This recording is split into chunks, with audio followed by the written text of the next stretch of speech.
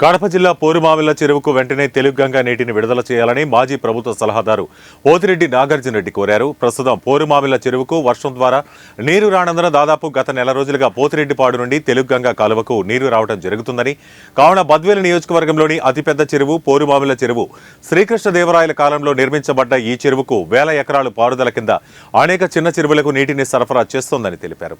ఇప్పుడు చాలా గ్రామాల్లో తాగునీటి సమస్య ఉన్నందున అధికారులు మరియు అధికార పార్టీ నాయకులు చొరవ తీసుకుని త్వరగా పోరుమామిళ్ల చెరువుకు నీటిని విడుదల చేయాలని ఆయన కోరారు.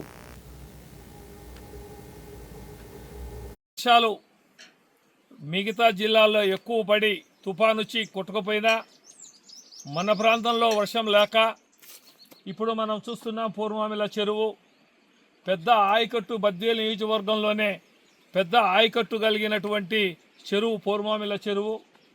ఇది దాదాపు కృష్ణదేవరాయల కాలంలో నిర్మించినటువంటి ఈ చెరువును పేద ప్రజలు, రైతులు అందరూ కూడా పంటలు పండించుకుంటూ మరి గ్రౌండ్ వాటర్ కూడా బాగా వస్తూ ఉండేది.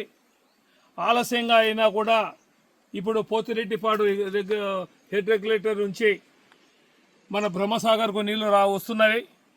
తొందరగా నీళ్ళు అధికారులు తొందరగా స్పందించి ఇక్కడ నీళ్లు వచ్చేటట్టు చేస్తే రైతులు కూడా వ్యవసాయ పంటలు వేసుకునేదానికి అవకాశం ఉంటుంది. కాబట్టి ఖచ్చితంగా తొందరగా వాటర్ వదలాలని చెప్పేసి రైతులందరూ కూడా ఎదురు చూస్తున్నారు. మరి ఈ ప్రభుత్వం కూడా తొందరగా ఇక్కడ ఉన్నటువంటి ప్రజాప్రతినిధులు, నాయకులు అందరూ కూడా తొందరగా నీళ్లు వచ్చే విధంగా చేయవలసిందిగా కోరుకుంటూ సెలవు తీసుకుంటున్నాను.